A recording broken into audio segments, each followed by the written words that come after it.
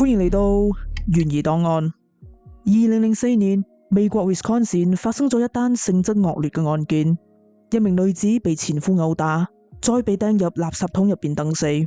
女子幾經掙扎，成功打通咗911報警電話。然而，接線員當時就以為呢個係一通惡作劇電話，爭啲令女子無辜送命。本案嘅主角叫做 Terry， 於1966年喺 Wisconsin 出世。1983年 ，Terry 通過朋友嘅介紹認識咗 David， 佢哋經常約出嚟見面，亦都好享受對方嘅陪伴。不過，佢哋當時仲係處於友達以上戀人未滿嘅關係。之後佢哋就各散東西啦。1995年 ，Terry 遇翻咗 David， 當時 Terry 啱啱結束咗一段感情，而 David 就啱啱喺海軍陸戰隊度退役。呢一次嘅相遇又燃起咗昔日嘅熱情。佢哋就咁樣自然咁喺埋咗一齊，並喺第2年步入咗婚姻嘅殿堂，仲誕下咗2個可愛嘅女 Amanda 同 Holly。雖然佢哋嘅生活喺外人嘅眼中睇起嚟幸福美滿，但係 Terry 好快就發現 David 並唔係佢所認識嘅嗰個經常笑臉迎人、善良可靠嘅好男人。結婚之後 ，David 就慢慢展現咗自己嘅本性。佢嘅脾氣暴躁，非常易怒。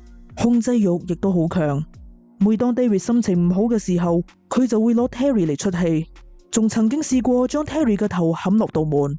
發洩完之後 ，David 就會將責任推到 Terry 嘅身上，話係因為 Terry 做得唔夠好，所以佢先至會嬲。總之，千錯萬錯，一切都係 Terry 嘅錯。雖然 Terry 盡量跟住丈夫嘅要求嚟到處理屋企嘅大小事務，但係就連一啲雞毛蒜皮嘅小事都可以激嬲 David。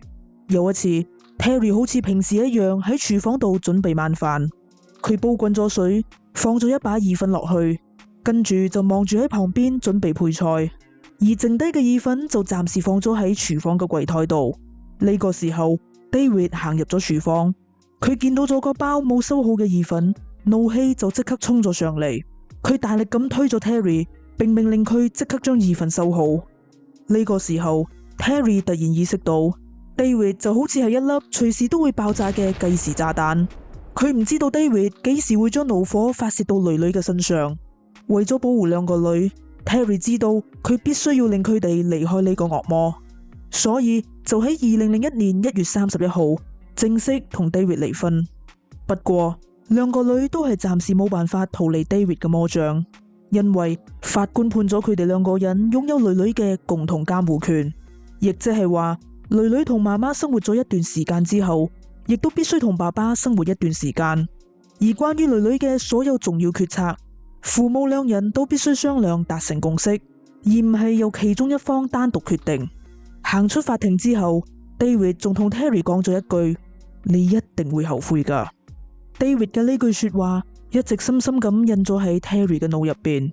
佢每次去 David 嗰度接送女女嘅時候 ，David 都會用言語嚟羞辱佢，有時仲會爆發肢體衝突。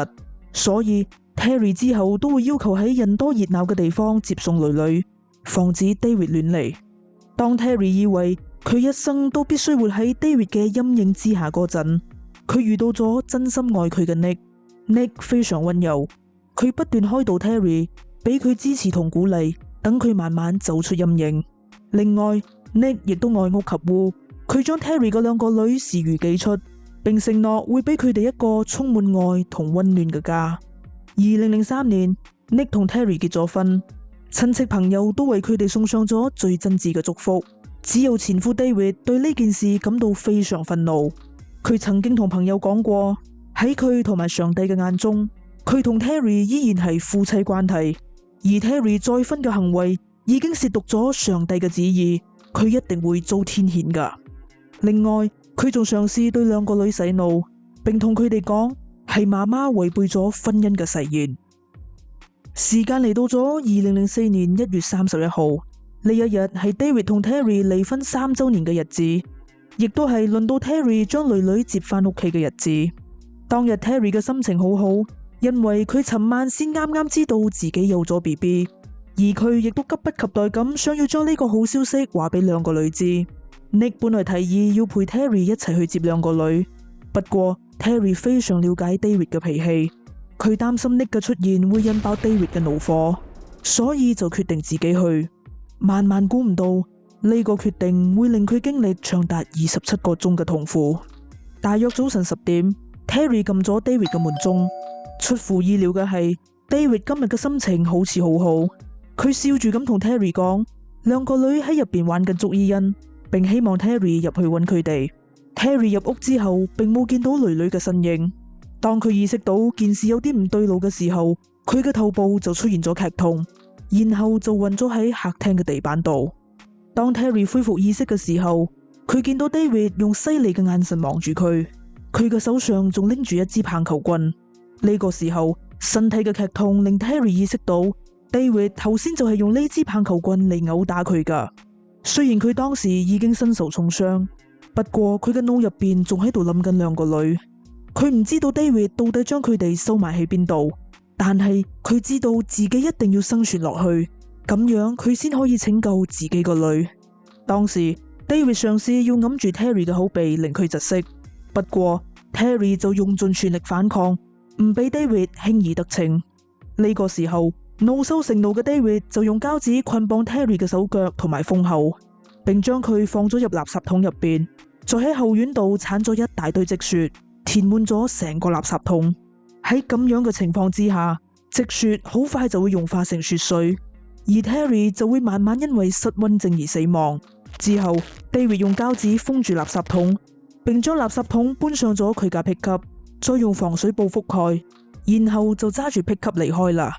呢個時候，絕望嘅 Terry 正被無盡嘅痛苦折磨住，但係一諗到兩個女，佢嘅求生意志又被激發咗起嚟。於是佢用力掙脫咗雙手嘅膠紙，伸手入去外套嘅袋度，並拎出手機報警。不過唔知道出於乜嘢原因，當時嘅911接線員就認為呢個係一通惡作劇電話，仲不斷咁嘲諷 Terry。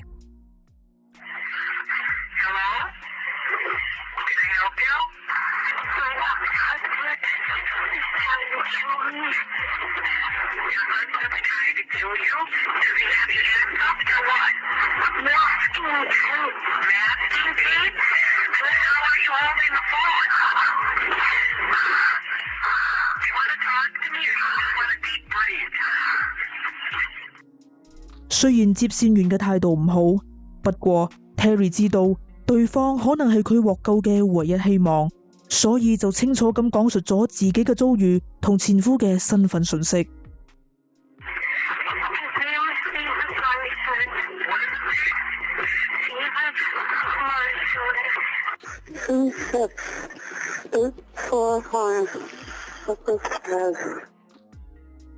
報完警之後，Terry 又打咗個電話俾丈夫 Nick， 並講述咗自己嘅情況。Nick 聽咗之後，即刻安慰妻子，並建議佢收線保留電量，等警方可以確定佢嘅位置。收線之後，Nick 即刻打電話報警，話俾警方知妻子嘅遭遇，並通報咗繼女嘅失蹤。呢個時候 ，David 架 pickup 仲喺路上行駛住 ，Terry 唔知道佢會被帶到邊度。如果佢被抌咗喺樹林入邊嘅話，咁永遠都唔會有人揾到佢啦。於是佢用盡全力推開垃圾桶蓋，揭開防水布，並將隻手伸咗出去，不斷咁揮舞，希望可以引起其他車輛嘅注意。不過 Terry 嘅呢個舉動率先被 David 喺倒後鏡度發現咗。佢將架車停咗喺路邊，行到後方，並威脅 Terry 唔好再做無謂嘅掙扎。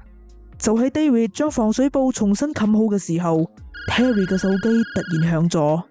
David 聽到之後，即刻就將手機搶咗過嚟，並抌咗喺路邊，然後再繼續揸車。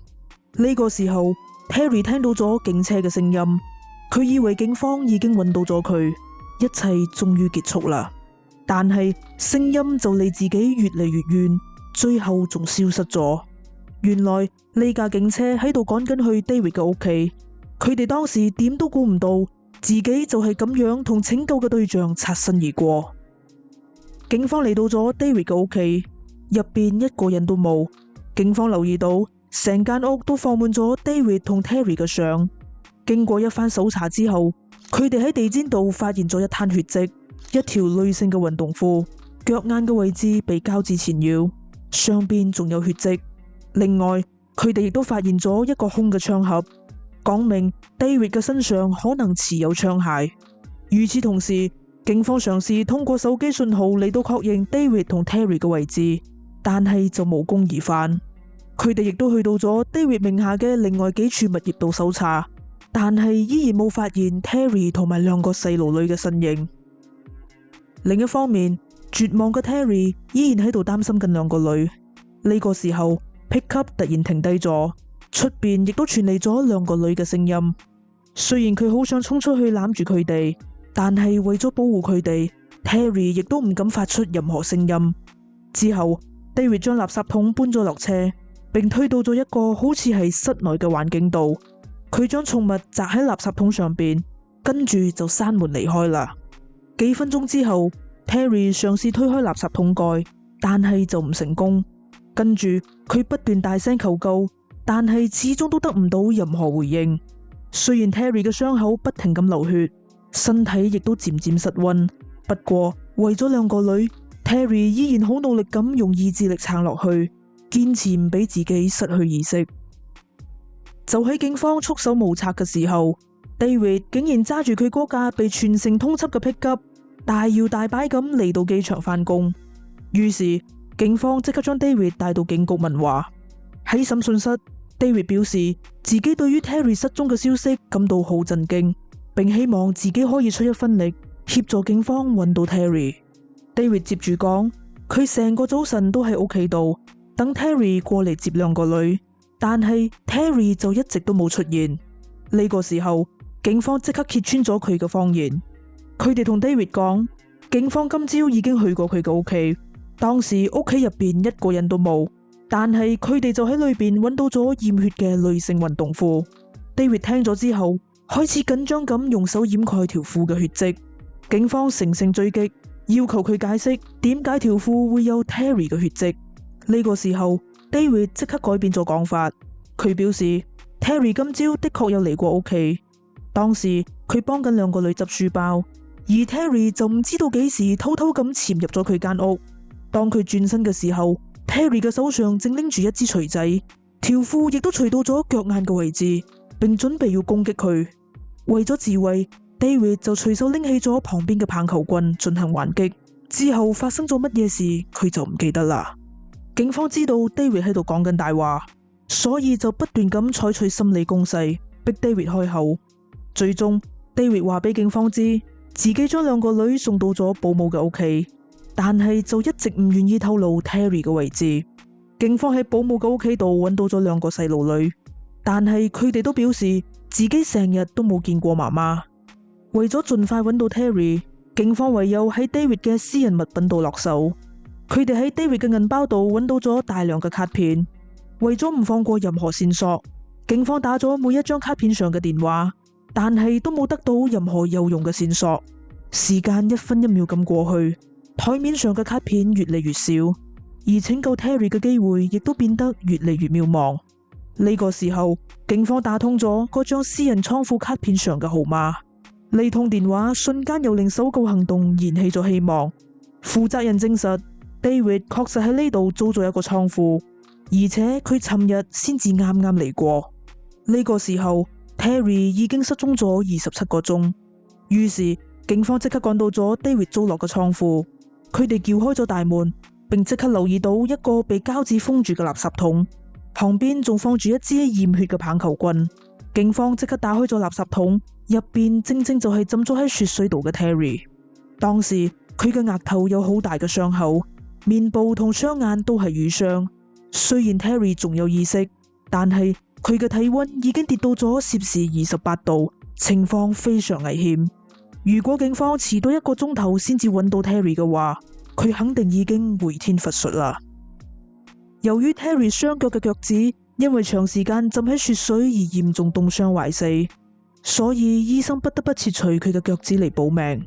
而 Terry 腹中嘅胎兒亦都因為受到激烈嘅撞擊而冇辦法保住。